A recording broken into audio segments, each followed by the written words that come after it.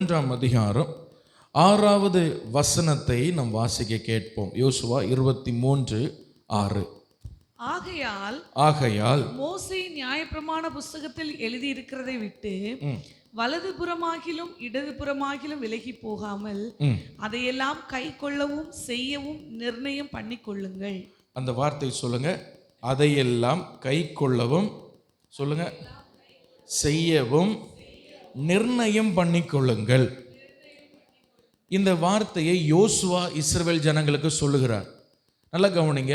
இந்த இஸ்ரவேல் ஜனங்கள், கவனிக்கிறீங்களா, எகிப்து தேசத்திலிருந்து புறப்பட்டு வர்றாங்க. ஆனால் வனாந்திரம் முழுவதுமாய் இவங்க முறுமுறுத்துக்கிட்டே வர்றாங்க. வனாந்திரம் முழுவதும் என்ன பண்ணுறாங்க? முறுமுறுத்துக்கிட்டே வர்றாங்க. கர்த்தருடைய மேக ஸ்தம்பம், அக்னி ஸ்தம்பம் முன்னாடி நடக்குது. இவங்க கேட்கறதுக்கு முன்னாடி ஆண்டவர் எல்லாம் இவங்களுக்கு செய்கிறார். பைபிள் சொல்லுது இவங்க கால் கூட வீங்கலையாம். நம்ம ஒரு நாளைக்கு 1 கிலோமீட்டர் வச்சு 40 வருஷம் நடக்கிறோன்னு யோசிச்சு பாருங்க, நம்ம கால் என்ன நிலைமைக்கு ஆகும். இதுக்கு வனாந்திர பாதை, அது எவ்வளோ வெயில் இருக்கும், எவ்வளவு ஆபத்துக்கள் இருக்கும், எவ்வளோ பூச்சிகள் இருக்கும், எவ்வளோ சர்ப்பங்கள் இருக்கும், என்னென்ன ஆபத்துக்கள் வனாந்திரத்தில் இருக்கும். ஆனால் ஆண்டவர் அவங்க கால் வீங்காமல் அவங்கள காத்தார். அவங்களுடைய வஸ்திரம் கூட பழசாய் போகலை. 40 வருஷம் வேற வஸ்திரம் வச்சிருந்தாலும் ஒரு வஸ்திரம் கூட கெட்டு போகலை. அந்த வெயிலில் அந்த அளவுக்கு ஆண்டவர் அவங்கள ஒரு செட்டையின் மறைவில் வைத்து அவங்கள காப்பாற்றினார். ஆனால் இந்த ஜனங்களுக்கு ஒரு நன்றி இல்லாமல் முறுமுறுத்துக்கிட்டே வர்றாங்க. இவர்களுடைய வாழ்க்கையில் சரியான ஒரு பரிசுத்தம் இல்லை. கொஞ்ச நாள் பரிசுத்தமாக இருப்பாங்க, மறுபடியும் விழுந்து போவாங்க. கொஞ்ச நாள் பரிசுத்தமாக இருப்பாங்க, மறுபடியும் விழுந்து போவாங்க. அந்த எகிப்தில் அவங்க செய்த எல்லா விக்கிரகங்களையும் வனாந்திரத்தில் கொண்டு வந்தாங்க. இப்போ யோசுவா இதெல்லாம் நோட் பண்ணிக்கிட்டே இருக்கிறார். அல்லேலூயா. 40 வருஷம் அந்த ஜனங்களை பார்த்துக்கிட்டே இருக்கிறார். அவர் சின்ன வயசு அங்கேருந்து கிளம்பும் பொழுது மோசே இவங்க என்னெல்லாம் கஷ்டப்படுத்தினாங்க, மோசைக்கு இவங்க எங்கெல்லாம் பாடுகள் கொடுத்தாங்க, இவங்களால மோசையே கானானுக்குள்ளே வர முடியாத அளவுக்கு மோசையை கோபப்படுத்தினாங்க. இது எல்லாம் யாருக்கு தெரியும்? யோசுவாவுக்கு தெரியும். எல்லாம் அவர் சின்ன வயசுலேருந்து கவனிச்சுக்கிட்டே இருக்கிறார். ஆனால் இந்த கானானுக்குள் பிரவேசித்த இந்த 2 பேரில் ஒருவர் இந்த யோசேப்பு, ஒருவர் காலேப், ஒருவர் யோசேப்பு. அந்த பழைய சந்ததி, அவங்க முற்பிதாக்கள் எல்லாம் வனாந்திரத்தில் மரிச்சு போனாங்க. இப்போ எல்லாம் புதிய சந்ததி, எல்லாம் வனாந்திரத்தில் பிறந்த பிள்ளைகள். யோசுவாவும் காலேபும் மட்டும்தான் எகிப்திலிருந்து வந்தவங்க. இவங்க அந்த கானானுக்குள்ளே வந்தோடனே யோசுவா ஒரு முக்கியமான காரியத்தை சொல்கிறாரு. எப்பா, ஆண்டவர் உன்னை என்னதான் செட்ட நிலையில மறைச்சி உன்னை என்னதான் வழி நடத்தினாலும், நீ தேவனுடைய மகிமையை கண்ணால் பார்த்தாலும், தேவனுடைய வல்லமையை நீங்கள் கண்ணால் பார்த்தீங்க, அக்னி ஸ்தம்பத்திலிருந்து பேசுகிற தேவனுடைய சத்தத்தை கேட்டீங்க, எல்லாம் சரிதான். ஆனால் உங்கள் வாழ்க்கையில் நீங்கள் ஆவிக்குரிய வாழ்க்கையில் நிலை நிற்கணும்னா உங்களுடைய தனிப்பட்ட பிரதிஷ்டை ரொம்ப முக்கியம், உங்களுடைய தனிப்பட்ட அர்ப்பணம் ரொம்ப முக்கியம் அப்படின்னு சொல்லுகிறார். ஒரு ஆமேன்னு சொல்லுவோம். அல்லேலூயா. அப்போ ஆண்டவர் ரோபோவை உருவாக்கலை. ஆண்டவர் ரோபோக்களை மிஷின் வச்சு கண்ட்ரோல் பண்ணுற ரோபோக்கள் அல்ல. நம்ம ஆண்டவருக்கு தேவை என்னன்னா அவரை நேசிக்கிற ஒரு கூட்டம், அவரை இருதயத்தின் ஆழத்திலிருந்து அவரை நேசிக்கிற ஒரு கூட்டம் தேவை. அப்போ நேசம் வரணும்னு சொன்னால் அவர்களுக்கு தனிப்பட்ட உரிமைகள் இருக்கணும். எதை நேசிக்கணும், எதை எடுக்கணும் என்கிற மனிதனுக்கு அந்த தனிப்பட்ட உரிமை ஆண்டவர் கொடுத்துருக்கிறார். நீங்கள் நான் வைக்கிற பாதையில் தான் வரணும், நான் சொல்கிறதான் கேட்கணும்னு ரிமோட் வச்சு ஆண்டவர் நம்மளை கண்ட்ரோல் பண்ண முடியாது. மனுஷனுக்கு அந்த தனிப்பட்ட விருப்பத்தை ஆண்டவர் கொடுத்துருக்கிறார். அவன் என்ன செய்யணும் அவன் செய்யலாம். ஆதாம் ஏவாளை உருவாக்கிட்டு அவங்கள ஏதேன் தோட்டத்தெல்லாம் வச்சார். ஆனால் உங்களுக்கு என்ன விருப்பம் இருக்கோ நீங்கள் அதை செய்யலாம் அப்படின்னு சொல்லி தான் வச்சார். அதனால பாவம் வந்தது. ஒருவேளை ஆண்டவர் ஆதாம் ஏவாளை ரிமோட் வச்சு கண்ட்ரோல் பண்ணிட்டு இருந்தார், அப்படி நான் போகிற வழியில் தான் வரணும்னு கண்ட்ரோல் பண்ணி வச்சுருந்தாருன்னா கண்டிப்பாக அவள் பாவம் செஞ்சுருக்க மாட்டான். அப்போ இன்றைக்கும் அப்படி தான் நமக்கும் ஆண்டவர் தனிப்பட்ட விருப்பங்களை கொடுத்துருக்கிறார். நம்ம எது பிடிச்சிருக்கோ, எது நமக்கு சரின்னு தெரியுதோ, எது நம்ம வேண்டாம்னு நினைக்குமோ அதை எடுத்துக்கொள்ள நம்மளால் முடியும். அல்லேலூயா. இப்போ யோசுவா சொல்ற, நீங்கள் நிர்ணயம் பண்ணுங்க. உங்கள் இருதயத்துக்குள்ள நிர்ணயம் சொன்னால் ஒரு பிரதிஷ்டை பண்ணுங்க.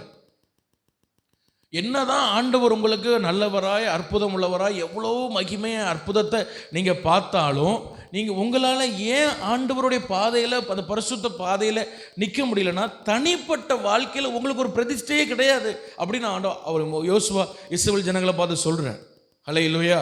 40 வருஷம் பார்த்துட்டு அந்த சந்ததியை தனிப்பட்ட வாழ்க்கையில் என்ன கிடையாது, நான் இதை ஆண்டவருக்காக செய்வேன், இல்லை இந்த காரியத்தை ஆண்டவருக்காக நான் விட்டுட்டேன், இனி நான் அதை தொடமாட்டேன், நான் ஒரு நாளைக்கு இத்தனை மணி நேரம் ஜெபிப்பேன், ஒரு நாளைக்கு இத்தனை அதிகாரம் நான் வாசிப்பேன், எல்லா ஆராதனையும் நான் பங்கு பெறுவேன், ஒரு நாளைக்கு இவ்வளோ மணி நேரம் முழங்காலில் நின்று நான் ஜெபம் பண்ணுவேன், இவ்வளவு மணி நேரம் தேசத்துக்காக நான் ஜெபம் பண்ணுவேன், இவ்வளவு நேரம் நான் சபைக்காக ஜெபம் பண்ணுவேன், நான் இவ்வளோ நேரம் நான் ஆண்டவரை பாடி ஆராதிப்பேன், நான் ஆண்டவர். இதெல்லாம் ஒவ்வொருவருக்கும் ஒவ்வொரு விதமான பிரதிஷ்டை இருக்கும், எல்லாருக்கும் ஒரே மாதிரி இருக்காது. அல்லேலூயா. நான் ஆண்டவருக்காக இதை கொடுப்பேன், ஆண்டவருக்காக நான் ஊழியம் செய்கிறேன், நான் வேலை ஸ்தலத்தில் நான் ஒரு நாளைக்கு ஒருத்தருக்காக ஆண்டவரை பற்றி. ஒவ்வொருவருக்கும் ஒவ்வொரு தனிப்பட்ட பிரதிஷ்டைகள், பொருத்தனைகள், அர்ப்பணங்கள் இருக்கும். அதை நம்ம கம்பல் பண்ண முடியும். நீங்கள் இதை தான் செய்யணும்னு நான் உங்களுக்கு சொல்ல முடியாது. வேதத்தின் சட்டத்தை உங்களுக்கு சொல்லி தரலாமே தவிர உங்கள் தனிப்பட்ட பிரதிஷ்டையில் நான் வந்து மூக்க நுழைக்க முடியாது. கர்த்தரும் உங்களை இதை நீ செய்யணும் சில நேரம் சொல்வார், சில நேரம் நம்மாகவே சில தீர்மானங்கள் எடுக்கணும். ஹல்லேலூயா. நான் என்னுடைய பிரதிஷ்டை உங்களுக்கு செட் ஆகாது, உங்கள் பிரதிஷ்டை எனக்கு செட் ஆகாது. ஒவ்வொருவருக்கும் தனிப்பட்ட பிரதிஷ்டைகள், அர்ப்பணங்கள் இருக்கும். இதை நான் செய்வேன், இல்லை நான் ரட்சிக்கப்பட்டுட்டேன், இனி இந்த காரியத்தை நான் திரும்பி பார்க்க மாட்டேன், இந்த நபர் என் வாழ்க்கையில் இனி வேண்டாம், இந்த சூழ்நிலை இனி எனக்கு வேண்டாம், இந்த பழக்கம் இனி எனக்கு வேண்டாம், இந்த காரியங்கள், இந்த நண்பர்கள், இந்த கூட்டங்கள் எனக்கு இனி வேண்டாம் என்று சொல்லி ஒரு அர்ப்பணம் உங்கள் வாழ்க்கையில் கண்டிப்பாக இருந்தே ஆகணும். ஒரு ஆமென் சொல்லுங்க. ஹல்லேலூயா. அர்ப்பணம் இல்லாமல் உங்களால் கர்த்தருடைய கற்பனைகளையோ இல்லைன்னா கர்த்தருடைய பரிசுத்த பாதையில் நிற்கவே முடியாது. ஹல்லேலூயா. ஏசப்பா உங்களுக்காக ரத்தம் சிந்தி இருக்கிறார், ஏசப்பா உங்களுக்காக ஒரு பெரிய ரட்சிப்பை தந்திருக்கிறார். ஆமாவா இல்லையா? அவரே உங்களை தேடி வந்து ரட்சித்தார். இயேசு யாருன்னு தெரியாமல் நம்ம இருந்தோம், விக்கிரங்களுக்கு பின்னாடி போயிட்டு இருந்தோம். ஆண்டவர் நம்மளை தேடி வந்து ரட்சித்தார். ஒரு புறம் ஆவியினால் நம்மை நிரப்பி ஆவியினால் நடத்தி கொண்டு இருக்கிறார். இது போக ஊழியர்களை வச்சிருக்கிறார், அவர்கள் நமக்காக நம்ம ஜெபம் பண்ணுறாங்க. சில நபர்களை நமக்கு வச்சிருக்கிறார், அவர்கள் நமக்காக ஜெபம் பண்ணுறாங்க. சில நேரங்களில் சில வரங்களை தருகிறார். ஹல்லேலூயா. பல ஆவிக்குரிய நல்ல சாட்சிகளை நமக்கு சொல்லித்தர்றார். வேதத்தில் எத்தனையோ நபர்களை நம்ம முன்னாடி வந்து காட்டி இவங்கள மாதிரி வாழ், இவங்கள மாதிரி வாழாத அப்படின்னு ஆண்டவர் நமக்கு சொல்லி எவ்வளவோ காரியங்கள் நம்ம கற்றுக் கொடுத்துருக்கிறார். ஆனாலும் ஒரு சிலரால் தேவனுடைய பாதையில் நிற்க முடியலை. காரணம் என்னென்னா தனிப்பட்ட வாழ்க்கையில் ஒரு பிரதிஷ்டை இல்லை. அதனால தான் யோசுவா சொல்கிறார், நீங்கள் மோசையின் நியாயப்பிரமாண புஸ்தகத்தில் எழுதியிருக்கிறதை விட்டு வலது புறமாகிலும் இடது புறமாகிலும் விலகி போகாமல் அதையெல்லாம் கை கொள்ளவும் செய்யவும் முதல்ல உங்களுக்குள்ள ஒரு தனிப்பட்ட பிரதிஷ்டை, ஒரு நிர்ணயம் பண்ணி கொள்ளுங்கள். ஒரு அல்லேலூயா சொல்லுங்க. அல்லேலூயா. ஆண்டவர் உங்களுக்கு அவர் பகுதியில் என்ன செய்யணும்? உங்களை ரட்சிக்கணும், உங்களுக்காக ரத்தம் சிந்தி இருக்கிறார், உங்களுக்காக ஒரு சபையை தந்திருக்கிறார், ஊழியரை தந்திருக்கிறார், இது போக ஆவியானவர் உங்களுக்கு தந்திருக்கிறார், உங்களுக்காக ஜெப சப்போர்ட் தந்திருக்கிறார், உங்களுக்கு ஆலோசனை சொல்ல எத்தனையோ ஆவிக்குரிய ஆலோசனைகள் தந்திருக்கிறார், நல்ல நல்ல வார்த்தைகள், நல்ல நல்ல செய்திகள், நல்ல நல்ல தேவ மனிதர்கள் தந்திருக்கிறார். ஆனாலும் ஏன் ஆண்டவருக்காக வாழ முடியலைன்னா தனிப்பட்ட ஒரு அர்ப்பணம் நமக்கு குறைவா இருக்கு. எப்படினாலும் வாழலாம் என்ற ஒரு எண்ணம் நமக்குள்ள வந்துட்டு பிசாசு எப்படியோ கொடுத்துட்டான். என்னவும் நம்ம செய்யலாம், ஆண்டவர் நம்மளை அடிக்க மாட்டார், நமக்கு விருப்பப்பட்டதெல்லாம் செய்யலாம், ஆண்டவர்லாம் அதான் கோவிச்சிக்க மாட்டார் அப்படின்னு ஒரு தனிப்பட்ட ஒரு அர்ப்பணம் நமக்கு இல்லை. ஐயோ நான் இப்படி ஒரு வாழ்க்கை வாழ்றேனே, இது ஆண்டவருக்கு பிடிக்காதே, இதை எப்படியாவது நம்ம மாற்றணுமே, அந்த எண்ணம் நமக்கு வரமாட்டேங்குது. ஹல்லேலூயா. ஹல்லேலூயா. அப்போ இவை எல்லாம் நமக்கு துணை இருந்தாலும் நம்ம ஒரு சில தீர்மானங்கள் பண்ண வேண்டியது அவசியமாக இருக்கிறது. தனிப்பட்ட வாழ்க்கையில் தீர்மானங்கள், நீங்கள் எல்லாம் தீர்மானங்கள் பண்ணியிருக்கீங்களா? அப்படி தீர்மானங்கள் பண்ணியிருந்தால் அந்த தீர்மானம் நில்லுங்க. அப்படி தீர்மானமே பண்ணலை, எனக்கு எந்த தீர்மானமும் கிடையாது பாஸ்டர், எனக்கு எப்போ தோணுதோ ஜெபம் பண்ணுவேன், எப்போ எனக்கு ஒரு நாள் போர் அடிச்சுன்னா நான் ஜெபம் பண்ண மாட்டேன், எனக்கு பிடிக்கலன்னா நான் சர்ச்சுக்கு வர மாட்டேன், இந்த மாதிரி சில தீர்மானங்கள் இல்லாமல் இருக்கிறதுனால தான், ஒரு உப்புச்சப்பு இல்லாத ஒரு ஆவிக்குரிய வாழ்க்கை வாழ்கிறதுனால தான் நம்மால் கர்த்தருடைய அந்த வேத வசன வழியில் நம்மளால் நிற்க முடியல. இப்போ யோசுவா 40 வருஷம் இந்த ஜனங்களை பார்க்கிறார். இந்த ஜனங்களுக்கு ஆண்டவர் என்ன செய்யக்கூடாது, என்ன செய்யாமல் இருந்தார், ஒன்றுமே இல்லை. அவங்களுக்கு என்ன ஒரு சாப்பாடு முதல் கொண்டு, ஒரு நாளைக்கு சாப்பாடு என்ன வேணும் அது முதற்கொண்டு எல்லாம் செஞ்சுட்டார். ஆனப்புறம் இவங்க ஏன் ஆசீர்வாதத்தை சுதந்திரிக்கலை, ஆனப்புறம் இவங்க ஏன் கானானுக்குள்ள சுதந்திரிக்கிற, இவர் அதை யோசிச்சுக்கிட்டே இருக்கிறார். ஹல்லேலூயா. ஆனப்புறம் இவங்க இழந்துட்டாங்களே, ஆண்டவர் எவ்வளோ சப்போர்ட் பண்ணார் இந்த ஜனங்களுக்கு. பெரிய பெரிய ராஜாக்கள், சீகோன், யோகு போன்ற பெரிய பெரிய ராஜாக்கள்லாம் அவரு தூசு மாதிரி தூக்கி எரிஞ்சார் அவங்க முன்னாடி யாரும் நிற்க முடியல. அந்த இஸ்ரவேலுங்கிற அந்த ஒரு அடிமை கூட்டம், அது ஆக்சுவலாக வெளியே வந்த ஒரு இது மாதிரி அவங்க ஒரு இருப்பிடம் இல்லாமல் சுற்றி கொண்டிருக்கிற ஒரு கூட்டம். அவங்களுக்குன்னு சொந்த ஒரு இடமோ ஒரு தொழிலோ ஒன்றும் கிடையாது. ஆனால் அந்த கூட்டத்துக்கு முன்னாடி தேசங்கள் பயப்படுது, ராஜாக்கள் பயப்படுறாங்க அந்த கூட்டத்தை பார்த்து.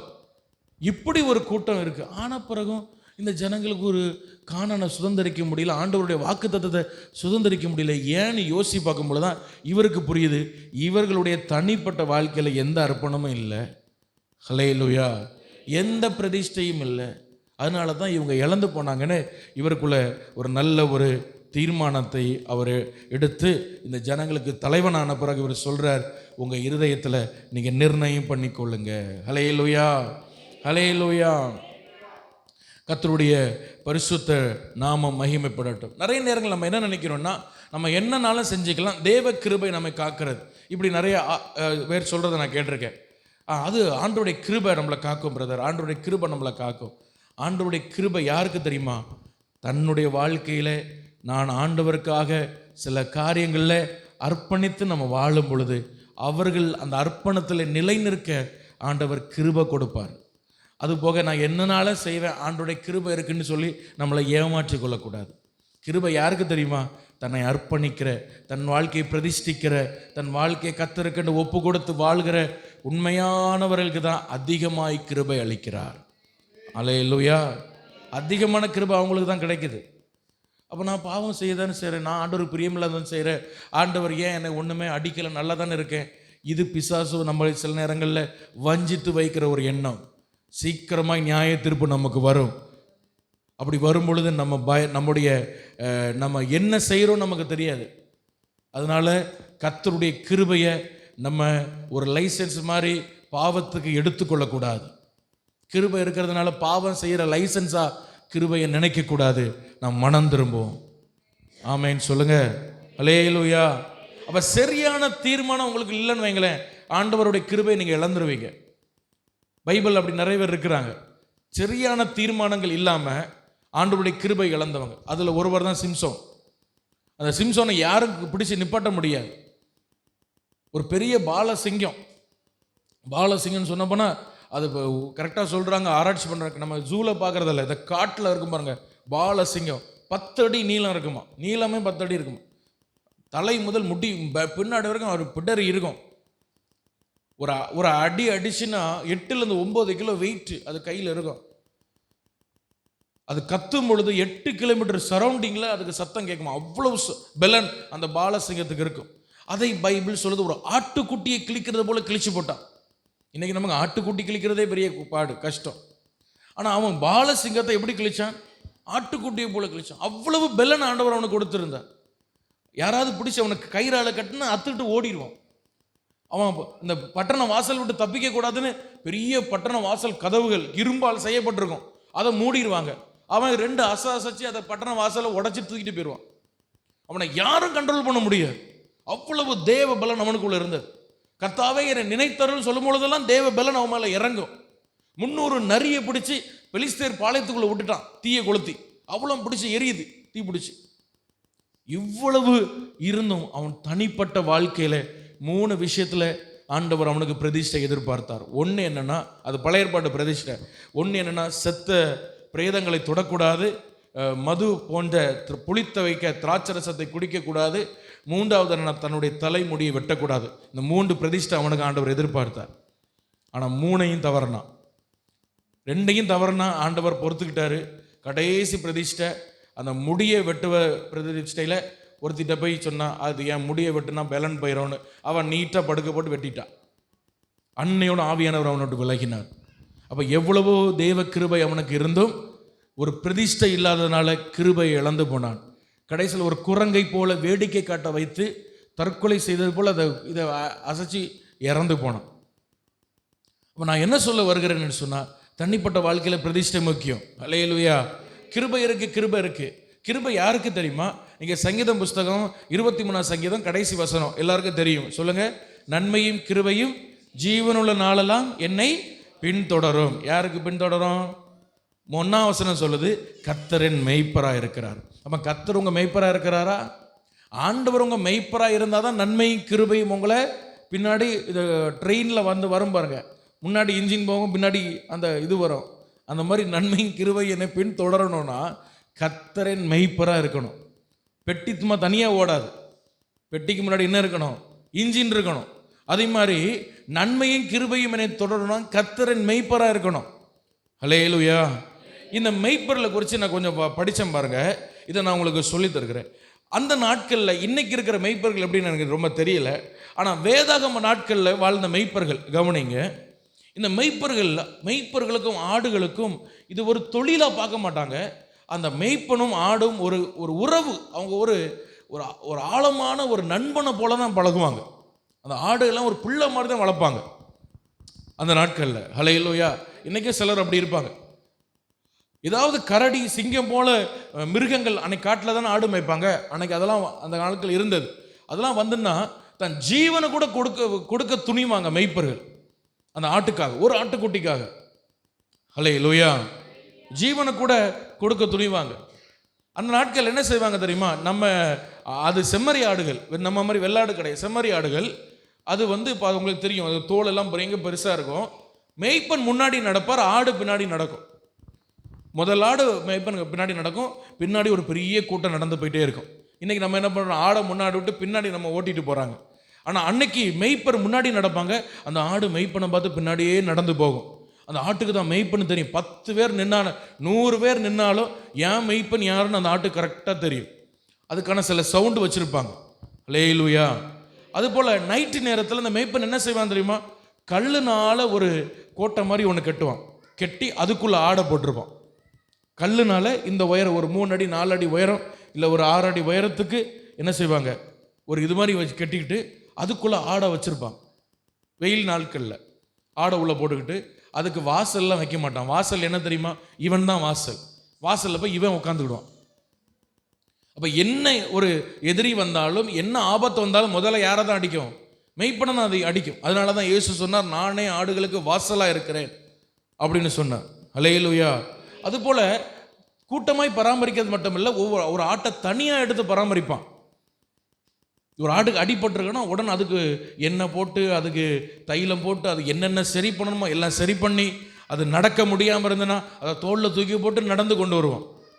ஒவ்வொரு ஆட்டையும் பேர் சொல்லி அழைப்பாங்களாம். ஒரு ஆமீன் சொல்லுங்க. ஹல்லேலூயா.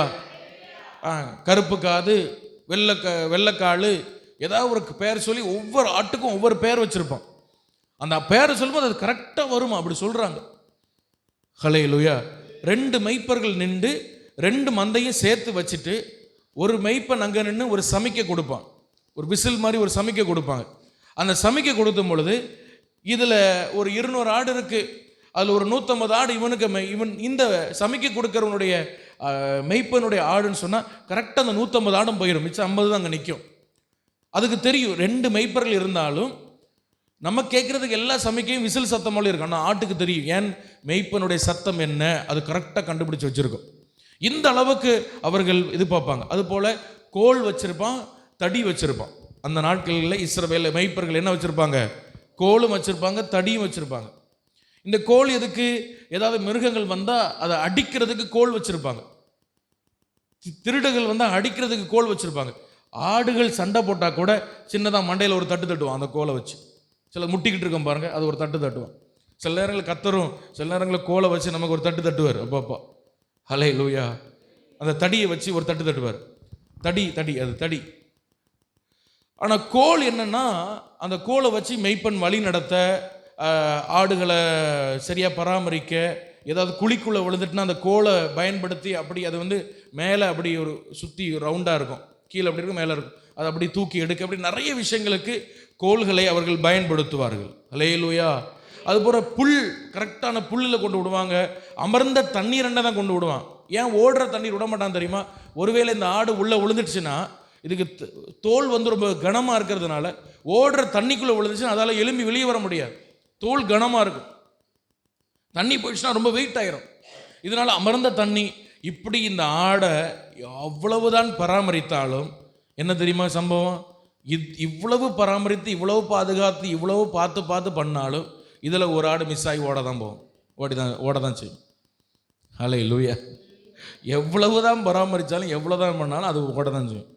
அதுக்கு பேர் சில நேரங்களில் சொல்கிறாங்க, அது பிடிவாத குணம் பிடிச்ச ஆடாது. ஏதாவது புல்வெளியை பார்த்தா ஓடிடும். இந்த நாய் பூனைக்கு போகிற வழி தெரியும், கரெக்டாக மோப்பம் பிடிச்சி வந்துடும். ஆனால் ஆட்டுக்கு தெரியாது. போகிற இடத்துல போக மட்டும் தெரியும், வர தெரியாது. அங்கே நின்று கத்திக்கிட்டே நிற்கும்.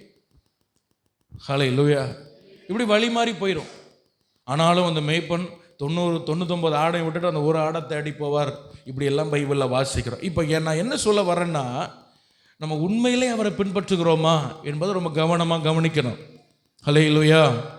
உண்மையிலே நம்முடைய வாழ்க்கையில் ஒரு நிர்ணயம் பண்ணிக்கொள்கிறோமா? உண்மையிலே கர்த்தரை பின்பற்றுகிறோமா? எவ்வளவோ கர்த்தர் நமக்கு செய்ய வேண்டிய, ஒரு மேய்ப்பன் ஆட்டுக்கு செய்வது போல எவ்வளவோ நன்மைகள் நமக்கு செய்கிறார், எவ்வளவோ ஆசீர்வாதங்கள் நமக்கு தருகிறார். ஆனாலும் ஏன் மிஸ் ஆகிறோம்? ஆனாலும் மந்தை விட்டு ஏன் வெளியே போகிறோம்? ஆனாலும் என் தேவனை விட்டு தப்பி போகிறோம்? காரணம் என்னன்னா, தனிப்பட்ட நிர்ணயங்கள், தனிப்பட்ட பிரதிஷ்டைகள் இல்லாததான் காரணம். ஹல்லேலூயா, ஹல்லேலூயா. அப்போ இந்த நிர்ணயம் அப்படின்னு சொல்கிறத நீங்கள் மூல மொழியில் பார்த்தீங்கன்னா அதில் நிறைய ஆழமான அர்த்தம் கொடுத்துருக்குறாங்க. அது என்ன அப்படின்னு சொன்னால், ஒன்று என்னன்னு சொல்கிறாங்கன்னா, இடிக்கப்பட்ட ஒரு கட்டடம் இருக்குது, அதை பழுது பார்த்து திரும்ப சரி பண்ணி கட்டுறாங்க பாருங்கள், அதுதான் நிர்ணயம் பண்ணுறது. நிர்ணயம் பண்ணுறதுனா ஒரு அர்த்தம் என்னன்னு சொல்லுங்கள். இடிக்கப்பட்ட ஒரு கட்டடம் கிடக்குன்னு வைங்களேன், அதை திரும்ப சிமெண்டெல்லாம் பூசி கல்லெல்லாம் வச்சு நீட்டாக கட்டி எழுப்புறாங்க பாருங்கள், அது நிர்ணயம் பண்ணுறது. இன்னொரு இடத்துல நிர்ணயம் பண்ணுறதுன்னு சொல்லும் பொழுது, ஒரு மனுஷன் ஒரு காரியத்தை உறுதியாக பிடிச்சி வச்சிருக்கிறான், ஆனாலும் எதிரிகள் வந்து அவனை அடிக்கிறாங்க அந்த கையை எடுக்கிறதுக்கு, ஆனாலும் அந்த கையை எடுக்காமல் உறுதியாக பிடிச்சிருக்கான் பாருங்க, இதுதான் அந்த நிர்ணயம். ஹல்லேலூயா. அப்போ நிர்ணயம் என்று சொல்வது, பிரதிஷ்டை என்று சொல்வது, அர்ப்பணம் என்று சொல்வது ரெண்டு விஷயம். ஒன்று என்னன்னா, நம்மளை நாமே சரி செய்து கொள்வது ரொம்ப முக்கியம் பிரதிஷ்டையில். ஹல்லேலூயா. நம்மை நாமே சரி செய்து கொள்ளணும். நான் பிரதிஷ்டை பண்ணி என்னைக்கோ நான் ஆண்டவருக்கு அர்ப்பணித்தேன், இன்னைக்கு எப்படி எனக்கு அப்படி இல்லை. ஒவ்வொரு நாளும் உங்கள் பிரதிஷ்டை நீங்கள் செக் பண்ணணும். நான் சரியாக இருக்கிறேன்னா, என் வாழ்க்கையில் நான் பண்ண அந்த பிரதிஷ்டை அர்ப்பணம் கரெக்டாக இருக்கிறேன்னா, இதில் ஏதாவது மிஸ் ஆகுதா என்று ஒவ்வொரு நாளும் யோசிக்கணும். இன்னொரு பக்கம் அதை சரி பண்ணுறது மட்டுமல்ல, நாம் கலப்பையில் கை வச்சிட்டோம், இனி திரும்பி பார்க்கக்கூடாது. ஹல்லேலூயா. கை வச்சாச்சு, வந்தாச்சு, தேவனுக்குள்ள ஆண்டவர் தான் உண்மையான தெய்வம், இதான் சத்தியம், இதுதான் உண்மைன்னு நமக்கு தெரியுது. இனி பின்னிட்டு பார்க்கக்கூடாது, இனி பின்னாடி உலகத்தை திரும்பி பார்க்கக்கூடாது. அந்த சாக்கடையில் கடந்தா வெளியே ஆண்டவர் நம்மளை கொண்டு வந்திருக்கிறார், அந்த அசுத்தத்திலிருந்து ஆண்டவர் நம்மளை கொண்டு வந்திருக்கிறார். இனி நான் திரும்பி பார்க்க மாட்டேன். சத்துரு எவ்வளவுதான் என்னை துன்பப்படுத்தினாலும், எவ்வளவுதான் எனக்கு ஆசை காட்டினாலும் நான் திரும்பி பார்க்க மாட்டேன் என்று முதல்ல தனிப்பட்ட முறையில் உங்களுக்குள்ள பிரதிஷ்டை வரட்டும். பிற்பாடு ஆவியானவர் உங்களுக்கு உதவி செய்வார். ஒரு ஆமென் சொல்லுவோம். ஹல்லேலூயா. நம்ம என்ன நினைக்கிறோம், நான் அப்படியே இருப்பேன், ஆவியானவர் உதவி செய்வார். இல்லை, நீங்க செய்ய வேண்டியதை செய்யுங்க. ஜெபிக்க வேண்டிய நேரத்தில் கரெக்டாக உட்காந்து ஜெபம் பண்ணுங்க. வேதத்தை வாசிக்க வேண்டிய நேரத்தில், தியானிக்க வேண்டிய நேரத்தில் உட்காந்து ஜெபம் பண்ணுங்க. வசனத்தை படிங்க. கர்த்தரை பாட வேண்டிய நேரத்தில் கரெக்டாக பாடி துதிங்க. கொடுக்க வேண்டிய இடத்துல கரெக்டாக கொடுங்க. ஆலயத்துக்கு வர வேண்டிய நேரத்தில் கரெக்டாக வரணும். கர்த்தருக்கு செய்ய வேண்டிய எல்லா காரியத்தையும் கரெக்டாக செய்யுங்க. பிற்பாடு ஆவியானவர் உங்களுக்கு உதவி செய்வார். நான் எதுவுமே செய்ய மாட்டேன், நான் எனக்கு தெரிஞ்ச மாதிரி இப்படியே உட்கார்ந்துருப்பேன், ஆவியானவர் என்ன கைவிட்டார், கர்த்தர் என்ன கைவிட்டார். ஹல்லேலூயா. ஒரு ஹல்லேலூயா சொல்லுங்க. ஹல்லேலூயா.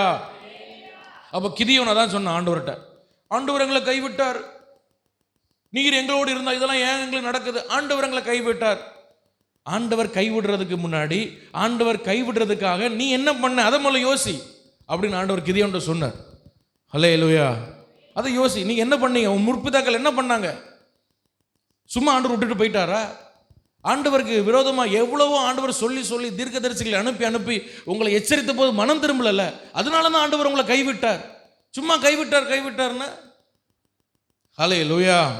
அப்போ அதை நம்ம ரொம்ப யோசிக்கணும். கர்த்தர் நம்ம ஒரு விஷயத்தில் அழைத்திருக்கிறார். உனக்கு இதுதான் அழைப்பு, உனக்கு இதுதான் காரியம், உனக்கு இதுதான் பாதை காட்டி இருக்கிறார். அந்த பாதையில் நிற்கணும். சும்மா கொஞ்ச நேரம் அங்கே பின்னாடி திரும்பி பார்க்கணும், திரும்ப வரணும், திரும்ப போகணும், திரும்ப வரணும். இதனால தான் நம்ம வாழ்க்கையில் ஆசீர்வாதம் இல்லை. இதனால தான் கர்த்தர் நிறைய நேரங்களில் நம்ம கைவிடுறது போல ஒரு உணர்வு நமக்குள்ள வருகிறது. ஒரு ஆமென் சொல்லுங்க. ஹல்லேலூயா. அப்போ ஆண்டவர் உண்மையாக நம்மளை கைவிடுறது இல்லை, நாம தான் அதுக்கு வழியை ஓப்பன் பண்ணி கொடுக்குறோம். சத்துருவுக்கு நம்ம தான் வழியை ஓப்பன் பண்ணி கொடுக்குறோம் என்பதில் நீங்கள் ரொம்ப கவனமாக இருக்கணும். அப்போ நிர்ணயம் பண்ணி கொள்வது, பிரதிஷ்டை பண்ணுறதுன்னு சொன்னால், ஒரு பக்கம் ரிப்பேர் பண்ணுறது, ஒரு விஷயத்தை ரிப்பேர் பண்ணுற மாதிரி நம்ம ஆவிக்குரிய வாழ்க்கை அடிக்கடி செக் பண்ணோம். ஒவ்வொரு நாளும் காலையில் செக் பண்ண, நான் சரியா இருக்கிறேனா, நான் கரெக்டா இருக்கிறேனா. ஹல்லேலூயா, ஹல்லேலூயா சொல்லுங்க. ஆமா, நம்ம அடுத்தவங்கள பற்றி சொல்றதுக்கு நம்ம ரெடியா இருப்போம், குறை சொல்றதுக்கு. 4 பேர் கூடிடுவாங்க, கூடிட்டு ஒரே குறை பேசுறது. அவன் அப்படி, இவன் அப்படி, அந்த ஆள் அப்படி, அக்கா அவங்களுக்கு தெரியுமா, அக்கா அவங்களுக்கு தெரியுமா, அவங்களுக்கு சொல்றதுனால பிரயோஜனமே இல்லை. ஆமாவா இல்லையா? ஹல்லேலூயா. சரி, சபையில் ஒரு பிரச்சனை இருக்கு, அதை யார்கிட்ட சொல்லணும்? என்கிட்ட சொல்லணும். ஆனால் அவங்க சொல்ல மாட்டாங்க, அவிலுக்குள்ளேயே பேசிக்கிடாது. ஊரில் ஒரு பிரச்சனை இருக்கு, அதை சொல்ல வேண்டிய ஆள்கிட்ட போய் சொல்லணும், அப்போ தீரும். பெரிய ஆளாயிடுறது, கலெக்டர் ஆயிடுறது. நீங்க என்ன நினைக்கிறீங்க? நீங்க இன்னொரு ஆளை பத்தி குறை பேசுறதுனால உங்களை எல்லாரும் நல்லவங்க நினைப்பாங்க நினைக்கிறீங்களா? நம்ம நிறைய பேர் அப்படி நினைச்சிட்டு இருக்கோம். 4 பேரை நம்ம குறை பேசி 4 பேரை குற்றம் கண்டுபிடிச்சிட்டா நம்மளை எல்லாரும் நல்லவங்க நினைப்பாங்க. அப்படி கிடையாது. உங்கள்கிட்ட அப்படியான்னு கதை கேட்குற ஆள் உங்களை பற்றி எல்லாம் அவனுக்கு தெரியும். ஆமாவா இல்லையா? அப்போ யார் எந்த விஷயத்தை யார்கிட்ட சொல்லணுமோ அதை சொல்லணும். சபையில் ஒரு குறை இருக்கா, அதை என்கிட்ட கரெக்டாக சொல்லணும். ஊரில் ஒரு விஷயம் இருக்கா, முடிஞ்சால் அந்த ஆள்கிட்ட குறையே சொல்ல முடிஞ்சா, தப்பு செஞ்ச ஆள்கிட்ட முகத்துக்கு முகம் சொல்ல முடிஞ்சால் சொல்லுங்க. சும்மா சுற்றி உட்காந்துட்டு குறை பேசி அதை அப்படியாக்கும் இதை எப்படியாக்கும் எல்லாம் குறை பேசி நான் இவ எல்லாத்துலையும் ரொம்ப கரெக்டாக இருக்கோம்ல. நம்ம எந்த தப்பும் பண்ணலை. நம்ம அப்படியே வானத்தில் இறங்கி வந்த தேவதூதர்கள். எல்லாம் தப்பு பண்ணுறதாங்க, எல்லா மனுஷனும் தப்பு பண்ணுறதானே. அதனால அடுத்தவங்க குறைய பார்க்கறது, நம்ம கரெக்டாக இருக்குமா? முதல்ல அதிகாலையில் தேவ சமூகத்தில் உட்காந்து நான் சரியா இருக்கிறேன்னா யோசிச்சு பாருங்க. நான் எத்தனை தவறு பண்ணுறேன், எத்தனை தவறான பேசுகிறேன், எத்தனை தவறான யோசனை எனக்கு வருது. அப்படி நம்ம சரி பண்ணனா நம்ம பிரதிஷ்டையில் நம்ம நிற்க முடியும். ஒரு அல்லேலூயா சொல்லுங்க. அல்லேலூயா. அடுத்தவங்க வாழ்க்கையில் குறைய பார்க்கணும், நம்மளை பாருங்க, உங்களை பாருங்க. அப்படியே குறை இருந்தாலும் சொல்ல வேண்டிய ஆள்கிட்ட சொல்லணும், தேவையில்லாமல் அதை பேசக்கூடாது. குடும்பத்தில் ஒரு குறை இருந்தால் குடும்ப தலைவன்கிட்ட போய் சொல்லணும். சபையில் ஒரு பிரச்சனை சபை ஊழியர்கிட்ட சொல்லணும், ஏதோ பாஸ்டர் அம்மாட்ட சொல்லணும். அதுதான் சரியான முறை. ஹல்லேலூயா. 4 பேர்கிட்ட சொல்லி சபையை இது பண்ணக்கூடாது, சிதற பண்ணக்கூடாது. அதுபோல் உங்கள் வாழ்க்கையில் முதல்ல என்ன குறை இருக்கு அதை கண்டுபிடிங்க. அதை தேவ சமூகத்தில் எத்தனை குறை இருக்கு. இன்னைக்கு ஆண்டவர் உங்களை திராசில் வச்சு அளந்தா எத்தனை குறை கண்டுபிடிப்பார். அதெல்லாம் நம்ம பார்க்கறதே கிடையாது. நம்ம கரெக்டாக இருக்கிற மாதிரி நம்மளே நினச்சிக்கிடாது. நம்ம பூமியில் இருக்கிற நாள் வரைக்கும் நம்மளை சரி பண்ணி கொண்டே இருக்கணும். ஆமென் சொல்லுங்க. அல்லேலூயா. ஒன்று சொல்லட்டா, நாளைக்கு உதாரணமாக சொல்கிறேன், நாளைக்கு ஆண்டவர் நம்மளை பரலோகத்தை எடுத்துக்கொள்வார்னு வைங்களேன். நம்ம பூமி வாழ்க்கை முடியும்னா இன்னைக்கு வரைக்கும் நம்மளை சரி பண்ணணும். இன்னைக்கு வரைக்கும் நம்ம சரி பண்ணணும். நம்ம அவ்வளவு தூரம் இந்த மனுஷ வாழ்க்கை ஒரு குறை உள்ள வாழ்க்கை. ஹல்லேலூயா.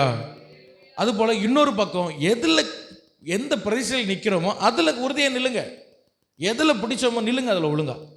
திரும்பி பார்க்காதீங்க. சத்துரு உங்களை திரும்ப திரும்ப நீங்கள் எதில் கையை வச்சு பிடிச்சிருக்கீங்களோ திரும்ப திரும்ப அதே கையில் உங்களை அடிப்பான். உங்கள் கையை எடுக்கும்படியா, பின்னாடி திரும்பி பார்க்கும்படியா ஆசை காட்டுவான். ஆனால் விட்டு கொடுக்கக்கூடாது. ஹல்லேலூயா, ஹல்லேலூயா. அப்போ 2 விஷயம் நான் சொன்னேன். ஒன்று, பிரதிஷ்டையில் நிற்கணும்னா ஒன்று என்னது, நம்மளே சரி பண்ணணும். பொருத்தனையில் நிற்கணும், பிரதிஷ்டையில் நிற்கணும், அர்ப்பணத்தில் நிற்கணும். அப்படின்னா நம்மளே சரி பண்ணிக்கணும். இன்னொரு பக்கம் நம்ம எதில் உறுதின்னு நமக்கு கரெக்டுன்னு தெரியுதோ உள்ளே வந்தாச்சு, கால் வச்சாச்சு, இனி திரும்ப பழைய காரியத்துக்கு போகிறேன், பழைய குருடி கதவை தரடிங்கிற கதை நமக்கு இருக்கக்கூடாது. ஒரு அல்லேலூயா சொல்லுங்க. ஹல்லேலூயா. சரி, சின்னதா நான் குறிப்பிட்ட நேரத்துக்குள்ள ஏன் பிரதிஷ்டை நமக்கு தேவை, ஏன் அர்ப்பணம் நம்ம சொல்கிறோம், ஏன் நம்முடைய வாழ்க்கையில் பிரதிஷ்டை தேவை அப்படின்னு சொல்லி ஒரு சின்ன, நான் நினைக்கிறேன் ஒரு 2-3 காரியத்தை சின்னதாக நான் சொல்லி உங்களுக்காக ஜெபிக்க விரும்புகிறேன். முதலாவது, இந்த ஆவிக்குரிய வாழ்க்கை ஒரு கப்பல் பிரயாணத்தை போன்று. நல்லா சொல்லுங்க, இந்த ஆவிக்குரிய வாழ்க்கை எப்படி? அப்படி அந்த இதை நீங்கள் மனதில் வச்சுக்கோங்க. அதை பேஸ் பண்ணி தான் இன்றைக்கி நான் பேச போகிறேன்.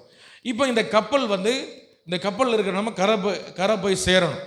இதற்கு முதல்ல என்ன அப்படின்னா, 1 தீமோத்தேயு புஸ்தகம் 1ஆம் அதிகாரம், இல்லை திருப்புங்க, பைபிள் எடுங்க, கையில் பைபிள் இருந்தால் திருப்புங்க. 1 தீமோத்தேயு 1ஆம் அதிகாரம், அதில் 18ஆம் வசனமும் 19ஆம் வசனமும் வாசிங்க. 1 தீமோத்தேயு 1:18-19. உன்னை குறித்து முன் உண்டான தீமோத்தேயுவே, உன்னை குறித்து முன் உண்டான தீர்க்க தரிசனங்கள் படியே, இவன் பவுல் தீமோத்தேயு சொல்றார், உன்னை குறித்து முன்னாடி உண்டான தீர்க்க தரிசனம் ஒன்று உண்டு. உன்னை குறித்து தாயின் கருப்பத்தில் நீ உருவாக முன்பாகவே உன்னை குறித்து ஒரு பெரிய திட்டம் உண்டு. எத்தனை பேர் விசுவாசிக்கிறீங்க? என்னை குறித்து கர்த்தருடைய கரத்தில் ஒரு பெரிய திட்டம் இருக்கு. ஹல்லேலூயா. நீங்க தாயின் கருப்பத்தில் உருவாக முன்பாகவே நீங்க நம்புறீங்களோ இல்லையோ, உங்களை குறித்து அவருடைய புஸ்தகத்தில் அவருடைய சிந்தையில் ஒரு பெரிய திட்டம் இருக்கு. பவுல் சொல்ற, தீமோத்தேயு, உன்னை குறித்து முன் அறிவிக்கப்பட்டது ஒரு பெரிய திட்டம் உண்டு. அதற்காக நீ படுத்து நல்ல உறங்கு, ஆண்டவர் திட்டத்தை நிறைவேற்றுவார் சொல்லல, நீ நல்ல போராட்டம் போராடுன்னு சொன்னார். ஹல்லேலூயா. தீமோத்தேயுவே, தாயின் கற்பத்தில் உருவாகும் முன்னாடி உன்னை குறித்து பெரிய திட்டம் இருக்கு, நீ நல்லா ஜாலியாக படுத்து உறங்குப்பா, உனக்கு பிடிச்சதெல்லாம் செய்ப்பா அப்படி சொல்லலை. கர்த்தர் எப்படினாலும் நிறைவேற்றுவா அப்படி சொல்லலை. உன் மேல் இருக்கிற திட்டம், தேவ திட்டம் நிறைவேறணும்னா நீ அதுக்காய் போராடு. எவ்வளவு தூரம் போராட முடியுமோ, எவ்வளவு தூரம் பிரதிஷ்டையில் நிற்க முடியுமோ, எவ்வளவு தூரம் உங்களை அர்ப்பணிக்க முடியுமோ நீ போராடு. ஹல்லேலூயா அப்படின்னு சொல்லி இந்த கட்டளையை உனக்கு நான் ஒப்புவிக்கிறேன். ஏன்னா அவர் தான் அப்போஸ்தலனாகிய பவுல் தான் தீமோத்தேயுக்கு ஆவிக்குரிய தகப்பன். இந்த கட்டளை நான் உனக்கு தரேன். தெய்வம் தரதெல்லாம் ரெண்டாவது, நான் உனக்கு தரேன், நீ இதை செய். நீ விசுவாசமும் நல் மனசாட்சியும் உடையவனாரு. 19ஆம் வசனம் வாசிங்க. இந்த நல் மனசாட்சியை சிலர் தள்ளிவிட்டு விசுவாச கப்பலை என்ன பண்ணாங்க? அவங்க சேதப்படுத்திக்கிட்டாங்க. கப்பலை யார் சேதப்படுத்தினா? அவர்களே சேதப்படுத்திக்கிட்டாங்க. அப்புறம் உள்ள தண்ணி வருதுன்னா அது வரதான் செய்யும். விசுவாசம்ங்கிற கப்பலில் போயிட்டு இருக்கிறோம், கரை போய் சேரணும். இப்போ அந்த கப்பல் சரியா போகணும்னா நம்ம சரி பண்ணிக்கணும். எங்க ஓட்டை இருக்கு, எங்க பழுது இருக்கு, அதை பார்த்து சரி பண்ணிக்கணும். ஓட்டை வராம காத்துக்கணும். நம்மளே சேதப்படுத்திக்கிட்டு கர்த்தர் கைவிட்டார், கர்த்தர் மறந்தாருன்னா இது என்ன கதை? இது லாஜிக்கே இல்லையே. பவுல் சொல்றார், அடுத்த கீழே 2 பேரை அது எக்ஸாம்பிள் சொல்றார். இம்மேனேயும் அலெக்சாந்தரும் அப்படிதான் பண்ணாங்க. உலகத்தின் மேல் ஆசை வைத்து, உலகத்தின் மேல் விருப்பம் வைத்து தன்னுடைய ஊழியத்தை விட்டுட்டு 2 பேரும் ஓடிட்டாங்க. இம்மேனையும் அலெக்சாந்தரும். ஊழிய அழைப்பு அவங்களுக்கு இருந்து, பிறக்கு முன்னே தேவன் தாயின் கற்பத்தில் தேவனுடைய பெரிய திட்டம் இவங்க 2 பேருக்கும் இருந்துப்பா. ஆனால் விட்டுட்டாங்க. விசுவாச கப்பலை சேதப்படுத்தி நடுக்கடலை விழுந்துட்டானுங்க. நீ அப்படி விழுந்துடாத, நீ நல்ல போராட்டம் போராடுன்னு சொல்கிறார். ஒரு ஹல்லேலூயா சொல்லுங்க. ஹல்லேலூயா. இதே மாதிரி ஒரு சூழ்நிலை பவுலுடைய வாழ்க்கையில் நடந்தது. நல்லா கவனிங்க. பவுலை குறித்து ஆண்டவருக்கு ஒரு பெரிய திட்டம் என்ன தெரியுமா? நம்ம எல்லாருக்கும் மேலே இல்லாத ஒரு பெரிய திட்டம்.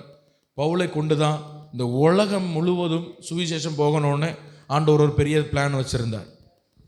எங்கே போகணும் சுவிசேஷம்? உலகம் முழுவதும். முதல்ல அதான் அப்போஸ்தலர் 1:8 சொல்கிறார், எருசலேம், யூதயா, சமாரியா, பூமியின் கடைசி பரியந்தம். இந்த 4 விஷயமும் பவுலை வச்சு செய்யணும்னு ஆண்டவருக்கு ஒரு பெரிய திட்டம். இப்போ உலகம் முழுவதும் போகணும் அப்படின்னா, உலகத்தின் தலைநகரமாக அன்னைக்கு இருந்தது ரோம். அன்னைக்கு இருந்தது என்னது? ரோம். ரோமில் சக்கரவர்த்தி யாரு? சீசர், ராயன் என்று சொல்கிற ஒரு பெரிய ராஜா. அவனுக்கு முன்னாடி போய் நின்று நீ சுவிசேஷம் சொல்லணும். இதுதான் பவுல் மேலே இருந்து பெரிய திட்டம். இது சாதாரணமாக எல்லாராலையும் முடியாது. சாதாரண எல்லாராலையும் இது முடியாது. ஒரு பெரிய சக்கரவர்த்தி இருக்கிறான், ஒரு சீஃப் மினிஸ்டர் போய் நின்று நமக்கு சுவிசேஷம் சொல்கிறதுக்கு நமக்கு வராது, வாய் வராது. அவன் பல நாடுகள் உலகத்தை கண்ட்ரோல் பண்ணுகிற, இன்னைக்கு அமெரிக்கா ட்ரம்ப் இருக்கிற மாதிரி அன்னைக்கு சீசர் உலகத்துக்கு தலைவனாக இருக்கிறான். அவனுக்கு முன்னாடி போய் நீ சுவிசேஷம் சொல்லணும்னு ஆண்டவர் இவன் மேலே பெரிய திட்டம் வச்சார். ஆனால் பைபிள் நீங்கள் அப்போஸ்தலர் புஸ்தகம் முழுவதும் படித்து பாருங்க, அந்த திட்டம் நிறைவேறக்கூடாது. இவன் ரோமுக்கு போகக்கூடாதுன்னு பிசாசு இவனை எவ்வளவு முறை கொல்ல பார்த்தான். யார? அப்போஸ்தலனாகிய பவுலை எவ்வளவு முறை கொல்ல பார்த்தான். ஆனால் முடியலை. கடைசியில் பவுல் சொல்கிறார், நான் எருசலேமுக்கு போவேன், அங்கேருந்து என்னை சிறப்பிடிச்சு என்னை ரோமுக்கு கொண்டு போவாங்க. உடனே எல்லாரும் சொல்கிறாங்க, பவுலை தடுக்கிறாங்க. பவுல் நீ போகாத. நிறைய பேர் தரிசனம்லாம் பார்க்குறாங்க, பவுலை பிடிச்சி கட்டி கொண்டு போகிற மாதிரிலாம், உங்களை கட்டி கொண்டு போகிற மாதிரி தரிசனம்லாம் பார்க்குறோம். பவுல் போகாதீங்க. நம்ம என்ன செய்வோம்? ஆண்டவர் என்ன தீமையிலேருந்து காத்தார், நான் போக மாட்டேன்னு. பவுல் சொன்னார், இல்லை, நான் என் உயிரை போனாலும், எந்த சுவிசேஷத்திற்காய் என் ஜீவனை கொடுக்க வேண்டிய நிலை வந்தாலும் நான் கொடுப்பேன்னு சொல்லி வேணும்னே போனார். அதே மாதிரி அந்த சுவிசேஷத்தை நிமித்தமாய் பவுலை அரெஸ்ட் பண்ணுறாங்க. ரோமில் வச்சு, எருசலேமில் வச்சு அரெஸ்ட் பண்ணி கப்பலில் ஏற்றி அவரை கூட்டிகிட்டு போகிறாங்க. ஹல்லேலூயா. இது அப்போஸ்தலர் 27ஆம் அதிகாரத்தில் வாசிக்கிறோம். அப்போ கப்பல் ஸ்டார்ட் பண்ணும் பொழுது பவுல் சொல்கிறாரு, அந்த 100க்கு அதிபதியை பார்த்து சொல்கிறாரு, அவர் தான் கூட்டிகிட்டு போகிறார். அவரை பார்த்து சொல்கிறாரு, இந்த கப்பல் பிரயாணம் சரியாக அமையாது, வழியில் நமக்கு பிரச்சனை வரும், சில பேருடைய ஜீவனுக்கு கூட பிரச்சனை வரும். இந்த கப்பல் கரை போய் சேராது. எங்கே போய் சேராது? ரோமுக்கு போய் சேராது. இந்த நூற்றுக்கு அதிபதி நினச்சிட்டான், இவன் தப்பிக்கிறதுக்கு வழி பண்ணுறான், இவன் நம்மளை அரெஸ்ட் பண்ணி கொண்டு போகிறோம்ல, இவன் தப்பிக்கிறது வழி பண்ணுறான்னு சொல்லிட்டு அதெல்லாம் நான் பார்த்துக்கிறேன், நீ வா அப்படின்னு சொல்லிட்டு மாலுமிகிட்ட கேட்குறான், போய் கப்பல் ஓட்டுறவன்ட்ட கேட்குறான், நம்ம போகலாமான்னு. அவன் சொல்கிறான், போகலாம், எல்லாம் சூப்பராக இருக்குது, வழியெல்லாம் கரெக்டாக இருக்குது, போகலான்னு சொல்லியாச்சு. கப்பல் கொஞ்சம் தூரம் போன உடனே பயங்கரமான புயல் காற்று, பயங்கரமான அலைகள் அடி, கப்பல் என்னெல்லாமோ பண்ணி பார்க்குறாங்க. அவ்வளவுதான், எல்லாம் முடிஞ்சது, எல்லாம் ஜீவனும் போச்சுன்னு நினைக்கிற அளவுக்கு கப்பல் அந்த பக்கம் இந்த பக்கம் கப்பலை ஓட்டவே முடியலை. காற்று எந்த பக்கம் கப்பலை இழுத்துட்டு போதோ அந்த பக்கம் கப்பல் போகுது. ஹல்லேலூயா. எங்கே போய் முட்டும், எங்கே போய் மோதும், எங்கே போய் சாவும், எல்லாம் ஜீவனை உயிரை கையில் பிடிச்சிக்கிட்டு சாப்பிட்டாம உட்கார்ந்துருக்கிறாங்க. இந்த நேரத்தில் கர்த்தருடைய ஆவியானவர் பவுலை பலப்படுத்துறார். ஹல்லேலூயா. பவுலுக்கு ஆண்டவர் இரவுல தரிசனமாகி ஒரு வார்த்தையை சொல்கிறார். வாசிங்க அப்போஸ்தலர் அதை 27ஆம் அதிகாரத்தில் 2ஆம் வசனத்துல இருந்து வாசிங்க. அப்போஸ்தலர் 27 23 இருந்து 2 இருந்து வாசிங்க. சொல்லுகிறேன், கப்பல் சேதமே அல்லாமல் உங்களில் ஒருவனுக்கும், எப்ப கப்பல் சேதமாகும், ஆனா இந்த கப்பலில் இருக்கிற ஒருவர் கூட உயிர் போகாது. ஏனென்றால் என்னை ஆட்கொண்டவரும்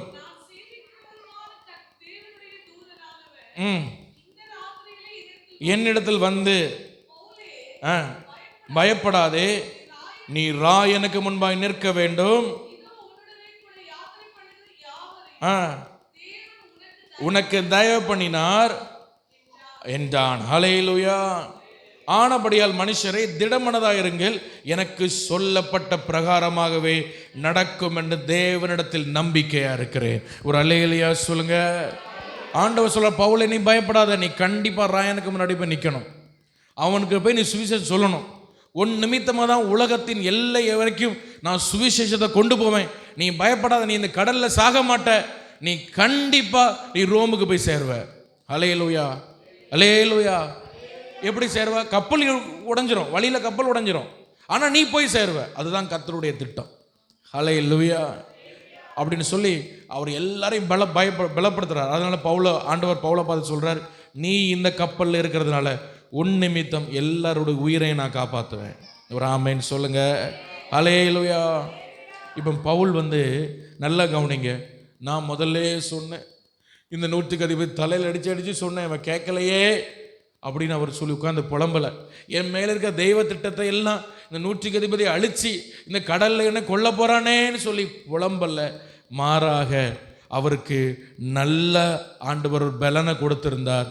உனக்கு சொல்லப்பட்ட பிரகாரம் நடக்கும். ஹல்லேலூயா, ஹல்லேலூயா. அப்போ நம்முடைய வாழ்க்கையில நல்லா புரிஞ்சுங்க, எந்த மனுஷனும் தேவனுடைய திட்டத்தை நம் வாழ்க்கையிலிருந்து குலைக்கவே முடியாது. எந்த மனுஷனும் தேவன் நம்ம வயலில் வச்சிருக்க திட்டத்தை என்ன செய்ய முடியாது, அழிக்கவே முடியாது. நம்ம அழிச்சாதான் உண்டு.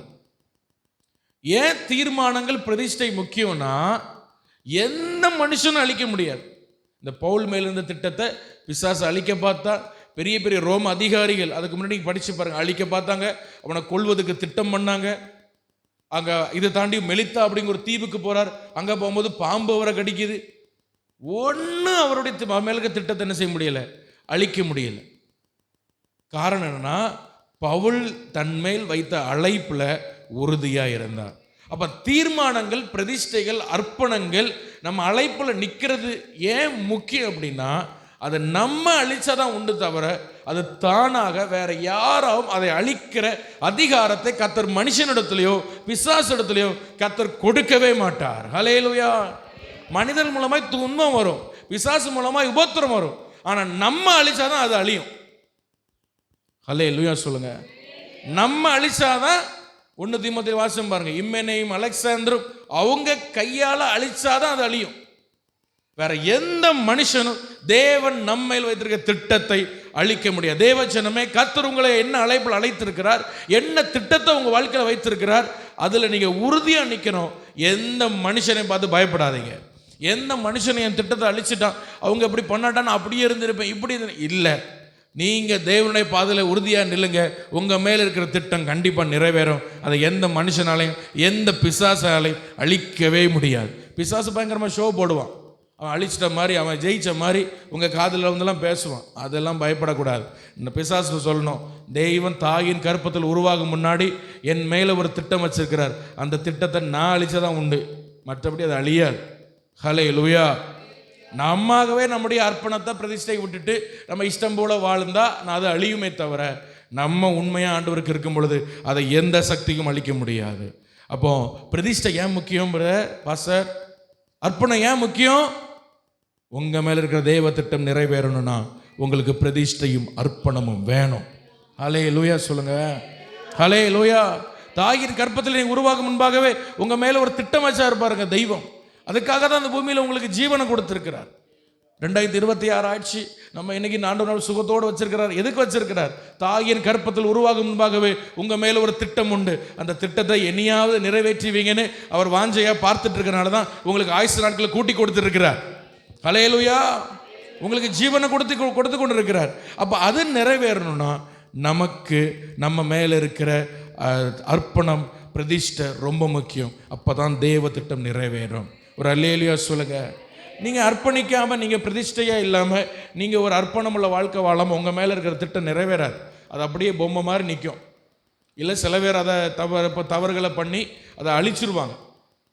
ரெண்டில் ஏதாவது ஒன்று நடக்கும். நீங்கள் அர்ப்பணத்தோட முதல்ல உங்கள் ஜெபத்தில் அர்ப்பணம் வரணும். அர்ப்பணம் முதல்ல எங்கே ஸ்டார்ட் ஆகும் சொல்லுங்கள், சத்தமாக சொல்லுங்கள். ஜெபத்தில் ஸ்டார்ட் ஆகும். எங்கே ஸ்டார்ட் ஆகுது? முதல்ல ப்ரேயரில் தான் உங்கள் அர்ப்பணம் ஸ்டார்ட் ஆகும். இவ்வளவு நேரம் நான் ஜெபம் பண்ணுவேன், காலையிலனா ஜெபம் பண்ணால் ஜெபிக்கணும், அங்கே தான் அது ஸ்டார்ட் ஆகுது. ரெண்டாவது உங்களோட வேத வசனம், கர்த்தருக்கு நீங்கள் செய்கிற துதிகள், ஆராதனைகள், சில பழக்க வழக்கங்கள் முன்னாடி செஞ்சிட்டு இருப்பீங்க, அது திரும்பி பார்க்கக்கூடாது. அந்த நபர்கிட்ட போய் சேர்றதுனால இந்த பழக்கம் வருது, அந்த நபரை கட் பண்ணிடுங்க. வேண்டாம் அந்த நபர் உங்களுக்கு. அவர் மூலமாக உங்களுக்கு கோடிக்கணக்கில் லாபம் வரட்டும். அந்த நபர்கிட்ட போகிறதுனால என் பிரதிஷ்டை கெடுது, என் அர்ப்பணம் கெடுது, என் பரிசுத்தம் கெடுது, அந்த நபர் உங்களுக்கு வேண்டாம். இதுதான் பிரதிஷ்டை. ஆமென் சொல்லுங்க. ஹல்லேலூயா. அப்போ ஏன் பிரதிஷ்டை முக்கியம்? இந்த காலையில் ஆண்டவர் சொல்றார், உண்மையில் இருக்கிற தேவ திட்டம் நிறைவேற மகனை மகளை உனக்கு பிரதிஷ்டை அவசியம். ஹல்லேலூயா. அப்போதான் தெய்வ திட்டத்தை, உண்மையில் இருக்கிற திட்டத்தை ஆவியானவர் நிறைவேற்ற முடியும். கடைசியில் என்ன நடந்தது? அப்போஸ்தலனாகிய பவுல் தீவுக்கு போகிறார், அங்கே பாம்பு கடிக்கி, அப்புறமா அவர் சாகலை, உயிரோடு கூட ரோமுக்கு போகிறார். அப்போஸ்தலர் 28 முடியும் பொழுது அப்படி தான் முடியுது. பவுல் ரோமில் போய் ஒரு வீட்டில் தங்கி இருக்கிற மாதிரி, அங்கே சுவிசேஷம் சொல்கிற மாதிரி முடியுது. அங்கே தான் அவருடைய ஜீவனும், ஆண்டவர் ஏற்ற வேலையில் அவருடைய ஜீவனை எடுத்தார். ஹல்லேலூயா. அதனால் நம்ம திட்டத்தை நம்ம அழிக்காமல் வேறு யாரால் என்ன பண்ண முடியாது. அதனால பிரதிஷ்டை ரொம்ப முக்கியம். ரெண்டாவது ஏன் பிரதிஷ்டை முக்கியம் அப்படின்னா, அதே அப்போஸ்தலர் 27ஆம் அதிகாரம் 38ஆம் வசனம் வாசிங்க. அப்போஸ்தலர் 27:38. திருப்தியாக எல்லாரும் புசித்த பின்பு, சரி இப்போ எல்லாருமே சாப்பிடாம இருக்கிறாங்க. ஏன் சாப்பிடாம இருக்கிறாங்க? எல்லாரும் என்ன நினைக்கிறாங்க, நம்ம கண்டிப்பாக செத்து போவோம் அப்படின்னு சாப்பிடாம இருக்கிறாங்க. அப்போ பவுல் சொல்றார், எப்போ நீங்கள் ஒருத்தர் சாப்பிட மாட்டீங்க, ஆனால் நீந்தி போகிறதுக்கு உங்களுக்கு பலன் வேணும். என்ன பண்ணுறதுக்கு? இந்த பக்கத்தில் நீந்தி போய் அந்த பக்கம் போகிறதுக்கு என்ன? 14 நாள் சாப்பிடாம இருக்கிறான். நம்ம சாப்பிடாம இருப்போமா? ஒரு நாள் கூட நம்மளால் சாப்பிடாம ஃபாஸ்டிங் இருக்க முடியல. 14 நாள் அவ்வளவும் உயிர் பயத்தில் உட்காந்துருக்கான். சாப்பிட்டு என்ன பிரயோஜனம்? எப்படியும் சாவதானே போகிறோம். கப்பல் அந்த அளவுக்கு அடிப்படுது, பாதி பகுதியை அடிச்சுட்டு போயிட்டு எல்லாம் உயிரை பிடிச்சிட்டு இருக்கிறான். பவுல் சொல்கிறார், கொஞ்சமாக சாப்பிடுங்க, சாப்பிட்டாதான் நீங்கள் என்ன பண்ண முடியும், நீந்தி போகிறதுக்கு ஒரு பலனாவது உங்களுக்கு கிடைக்கும்னு சொல்லி எல்லாருக்கும் அங்கே வச்சு ஒரு திருவிருந்த ஆராதனை நடத்துகிறார் கப்பலில் வச்சு. கப்பல் அங்கே ஆடிட்டு இருக்கு, உயிரா வாழ்வா சாவான். அங்கே எல்லாரையும் முழங்கால் பண்ணி அப்பத்தை எடுத்து ஸ்தோத்திரம் பண்ணி விட்டு திருவிருந்த ஆராதனை அவ்வளோ இருக்கும். ஹல்லேலூயா. எல்லாம் சாப்பிட்டு வயிறு நிறைஞ்சதுக்கப்புறம் இப்போ என்ன பண்ணுறாங்க தெரியுமா? கப்பலில் இருக்கிற கோதுமைகளை எல்லாம் தூக்கி வெளியே போடுறாங்க. இந்த கோதுமை எங்கே வருகிறதுனா எகிப்திலேருந்து வர்றது. இது அலெக்சாந்திரியா பட்ட கப்பல். நீங்கள் அப்போஸ்தலர் புஸ்தகம் 27 நீங்கள் 6ஆம் அதிகாரம் நினைக்கிறேன், அதில் நீங்கள் 6ஆம் வசனம் நினைக்கிறேன், அப்போஸ்தலர் 27:6 நினைக்கிறேன், அலெக்சாந்திரியாவிலிருந்து கப்பல் அப்படின்னு போட்டிருக்கோம். இது எங்கே உள்ள கப்பல் அப்படின்னா எகிப்திலேருந்து வர்ற கப்பல். எங்கேருந்து வர்ற கப்பல்? அப்போ இங்கேருந்து வர்ற கப்பல் ரோமுக்கு அந்த இதை கொண்டு போனோம், அந்த கோதுமைகளை கொண்டு போனோம். ரெண்டாவது, இவங்க என்ன பண்ணுறாங்கன்னா, உயிர் பிழைப்பதற்காக தேவையில்லை அப்படின்னு நினைக்கிறதெல்லாம் தூக்கி வெளியே எறிகிறாங்க. அதே நீங்கள் 18ஆம் வசனம் வாசிங்க. அதே அதிகாரம் 18ஆம் வசனம் வாசிங்க. ம் ம் கடல் இருந்த 19ஆம் வசனம் வாசிங்க. ஆ ஆ எங்கள் கைகளை எடுத்து. அப்போ எதெல்லாம் அவசியமற்றதோ அதையெல்லாம் தூக்கி எறிதாங்க. ஏன்னா எப்படி ஆகிலும் கரை போய் சேரணும். ராமேன்னு சொல்லுங்க. அல்லேலூயா. எப்படி ஆகிலும் என்ன போய் சேரணும்? கரை போய் சேரணும். அப்போ ஏன் பிரதிஷ்டை முக்கியம்? ரெண்டாவது, அப்படின்னா நீங்கள் பிரதிஷ்டையாக இருக்க தான் உங்களுக்குள்ள எது தேவையில்லைன்னு உங்களுக்கு தெரியும். அதை எடுத்து போட ஆவியானவர்களுக்கு உதவி செய்வார். எத்தனை பேருக்கு நான் சொல்கிறது புரியுது? அல்லேலூயா. நீங்கள் உங்களை அர்ப்பணிக்க தான், நீங்கள் பிரதிஷ்டையாக இருக்க தான் ஆவியானவர் சொல்வார், மகனை இது தேவையில்லை, மகளை இது தேவையில்லை உங்களுக்கு சொல்லிக்கொண்டே இருப்பார். உங்களுக்கு என்ன செய்ய முடியும்? எடுத்து வெளியே போட ஈஸியாக இருக்கும். நிறைய பேர் நல்லா கவனிச்சிருக்கேன். நான் பாஸ்டர், நான் ரட்சிக்கப்பட்டதுக்கப்புறம் சிகரெட் பிடிக்கிறத விட்டுட்டேன் இப்படி சொல்லுவாங்க. நான் ரட்சிக்கப்பட்டதுக்கப்புறம் சிகரெட் பிடிக்கிறத விட்டுட்டேன். அந்த மனுஷன் சாகர வர அவருக்கு இருக்க ஒரே பிரதிஷ்டை என்ன தெரியுமா? சிகரெட் பிடிக்க மாட்டார். வேற எல்லா வேலையும் அவர் செய்வார். சினிமா பார்ப்பார், ஊர் சுற்றுவார், தேவையில்லாத வார்த்தை பேசுவார், தேவையில்லாத யோசனை வரும், தேவையில்லாத காரியத்தை செய்வார். ஆனால் ஒரே பிரதிஷ்டை என்ன? சிகரெட் பிடிக்க மாட்டார். அவர் நினைச்சிட்டு சிகரெட் பிடிக்காமல் இருக்கிறனால நான் எங்கே போயிடலாம்? பரலோகம் போயிடலாம். என்ன பிரதிஷ்டை? என்ன பிரதர், என்ன எப்படி இருக்கீங்க? நான் பரிசுத்தமாக இருக்கேன் பாஸ்டர். என்ன பண்ணுறீங்க? நான் சிகரெட் பிடிச்சி 10 வருஷம் ஆச்சு. 10 வருஷம் அவருக்கு இருந்த ஒரே பிரதிஷ்டை என்ன? சிகரெட்டு பிடிக்கல, அவ்வளோதான். மற்றபடி அவர் எல்லா சேட்டையும் மட்டும் தான் செஞ்சார். எல்லாம் ஆண்டவருக்கு பிரியம் இல்லாத. அப்போ இதுதான் அந்த பிரதிஷ்டை மனநிலை. இல்லை, எனக்குள்ள இன்னும் ஆண்டவருக்கு பிரியம் இல்லாத என்ன இருக்கு? இன்னும் ஆண்டவர் எனக்குள்ள மாற்ற சொல்ற என்ன இருக்கு? ஹல்லேலூயா. எத்தனை பேர் நான் சொல்றது புரியுது? அதை மாற்றிக்கிட்டே இருக்கணும். இது யாருக்கு வரும் தெரியுமா? பிரதிஷ்டை மனநிலை இருக்கிறவங்களுக்கு தான். அர்ப்பணத்தின் மனநிலை இருக்கிறவங்க இந்த எண்ணம் வரும். இல்லைனா என்னைக்கோ ஒரு நாள் நான் இனி தண்ணி அடிக்க மாட்டேன், இல்லைனா பார்க்கப்பட மாட்டேன் பிரதிஷ்டை பண்ணியிருப்பாங்க. சாகர் பெட்டிக்குள்ளே வைக்கிறவர் அந்த ஒரு பிரதிஷ்டை தான். பரலோகம் போன புறம் தெரியும், ஐயோ நம்ம பாவியிலும் பாவி பெரும் பாவியாக இருந்திருக்கோமே. அப்போ பிரதிஷ்டை என்பது ஒவ்வொரு நாளும் ஒவ்வொரு காரியம். நீங்கள் நல்லா கவனிங்க. நீங்கள் ஆண்டவரை கிட்டி நெருங்க நெருங்க நெருங்க நீங்கள் அதிகமாக நான் எவ்வளோ ஒரு பாவியாக இருந்திருக்கிறேன் அப்படிங்கிற ஒரு உணர்வு உங்களுக்கு வரும். நான் சொல்கிற எதுவுமே புரியுது? ஹல்லேலூயா. பொதுவாக நம்ம ஜெபம் பண்ணி நம்ம பரிசுத்தப்பட்டோம் நம்ம என்ன நினைப்போம்னா, நான் பரிசுத்தமாக இருக்கிறேன்னு நினைப்போம். ஆனால் நீங்கள் ஆண்டவரை நெருங்கி பாருங்கள், கிட்ட கிட்ட ஒரு வெளிச்சத்துக்கு கிட்ட போக போக போக போக அந்த குட்டி குட்டி இருட்டு கூட தெரிகிற மாதிரி ஆண்டவரை நெருங்க நெருங்க நெருங்க நான் இவ்வளவு பாவியாக இருந்திருக்கிறேனா, எனக்குள்ள இவ்வளவு அசுத்தம் கிடக்குதா, இவ்வளவு தேவையில்லாத குப்பையில் எனக்குள்ள கிடக்குதான்னு உங்களுக்கு புரிய ஆரம்பிக்கும். எப்போ அவரை நெருங்கி போகும். தூரத்தில் நிற்குமோ உங்களுக்கு தெரியாது, தூரத்தில் நின்று ஜெபிச்சுட்டு இருக்கும்போது தெரியாது. என்னைக்கு அவரை நெருங்கி பக்கத்தில் போயிட்டு இருக்கீங்களோ அப்போதான் தெரியும். அப்போ பிரதிஷ்டை ஏன் முக்கியம் அப்படின்னா, உங்களுக்குள் இருக்கிற தேவையில்லாத உலகமாகிய எகிப்தாகிய குப்பைகளை தூக்கி வெளியே போட இந்த பிரதிஷ்டை மனநிலை, இந்த அர்ப்பணத்தின் மனநிலை உங்களுக்கு உதவி செய்கிறது. ஆமென் சொல்லுங்க. ஹல்லேலூயா. ஸோ முதல்ல நான் சொன்னேன் பிரதிஷ்டை ஏன் முக்கியம் சொன்னேன்.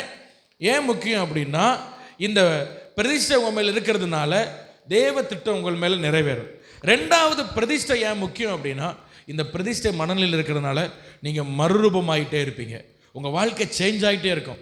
அநேகர் உங்களை பார்க்கும் பொழுது, என்ன நீங்கள் முன்னாடி மாதிரி இல்லை, உங்கள் வாழ்க்கையில் ஒரு மாற்றம் இருக்குது, இயேசு உங்கள் வாழ்க்கையில் பார்க்குறோம், உங்கள் வாழ்க்கையில் குணங்களில் ஒரு மாற்றம் இருக்குது, இயேசுவை நம்ம பார்க்கத்தக்க நம்முடைய வாழ்க்கை மறுரூபமாய் கொண்டே இருக்கும்.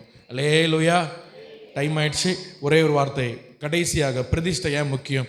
அதே அப்போஸ்தலர் 27ஆம் அதிகாரம் 42ஆம் வசனமும் 43ஆம் வசனம் வாசிங்க.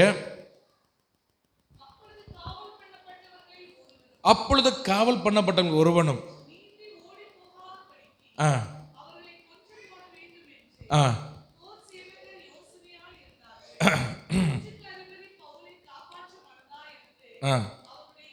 சரி, இப்போ நல்ல கவனிங்க. கப்பல் உடஞ்சிட்டு, கப்பல் என்ன பண்ணியாச்சு?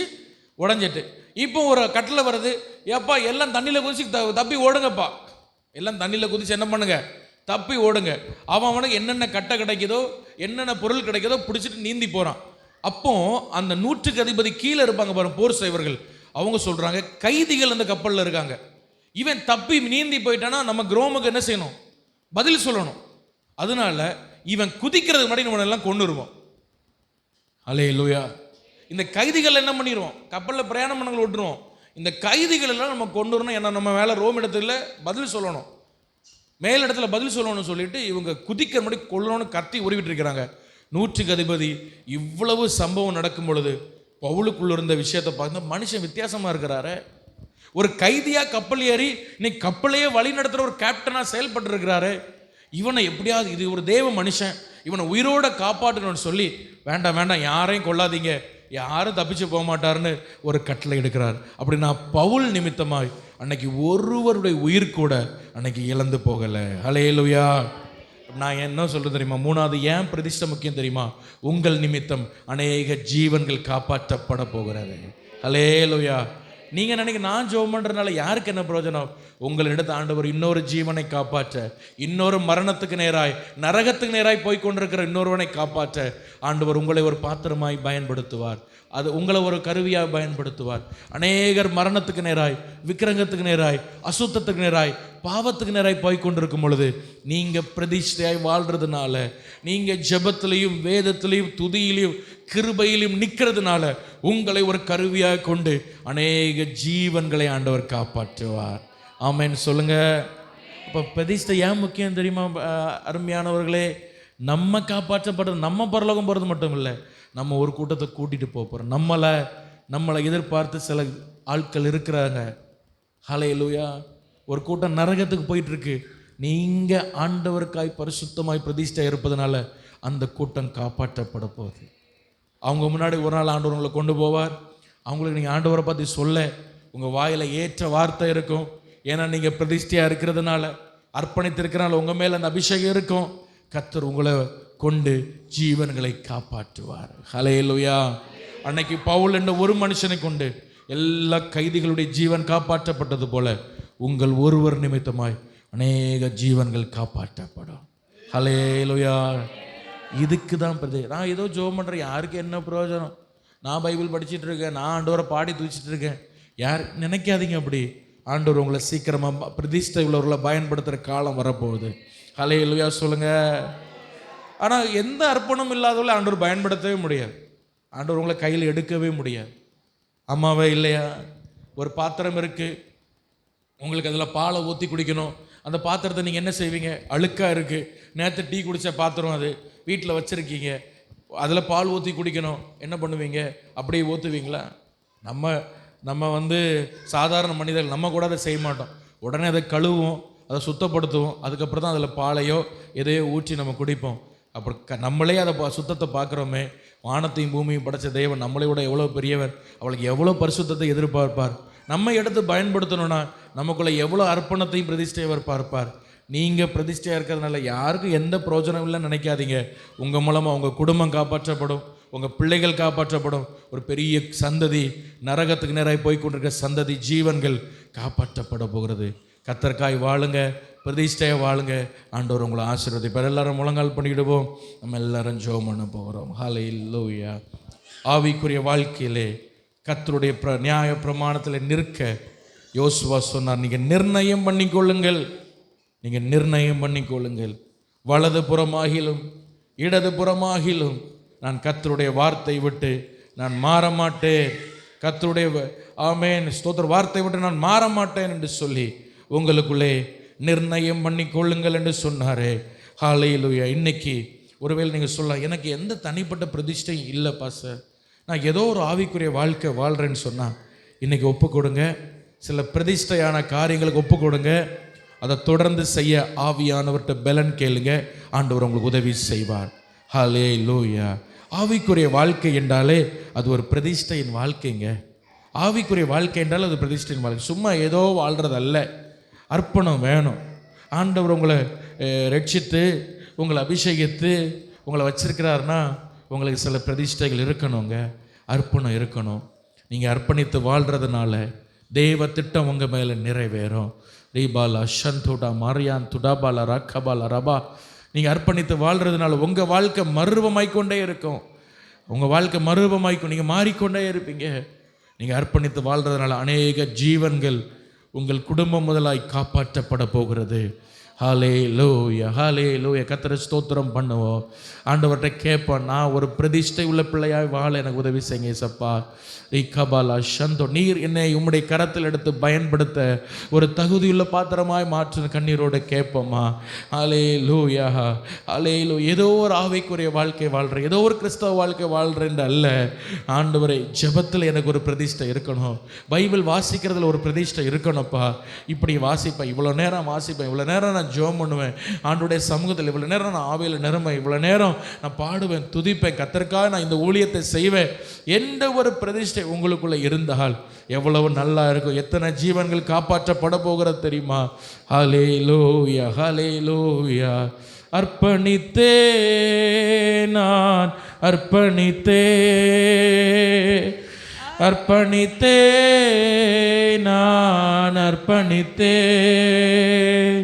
என் ஆவி ஆத்ம சரீரம் அர்ப்பணித்தே, என் ஆவி ஆத்ம சரீரம் அர்ப்பணித்தேன். அர்ப்பணித்தேன் பாடுவோம். அர்ப்பணித்தே, கைகளை உயர்த்தி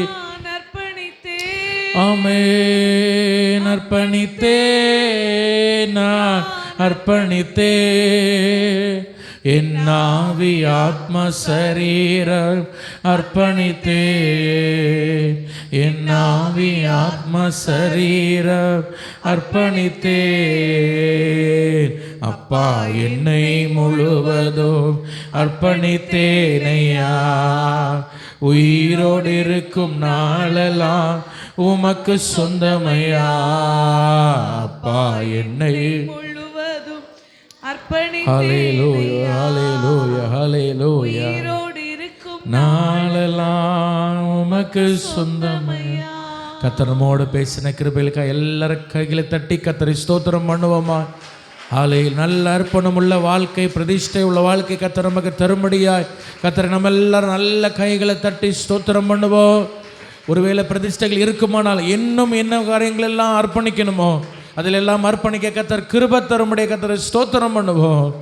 ஸ்தோத்திரம், ஸ்தோத்திரம். எங்களை அதிகமாக நேசிக்கிற நல்ல தகப்பனை நாங்கள் துதிக்கிறோம், ஸ்தோத்தரிக்கிற ஆண்டவரே. நாளை ஆராதனை எங்களை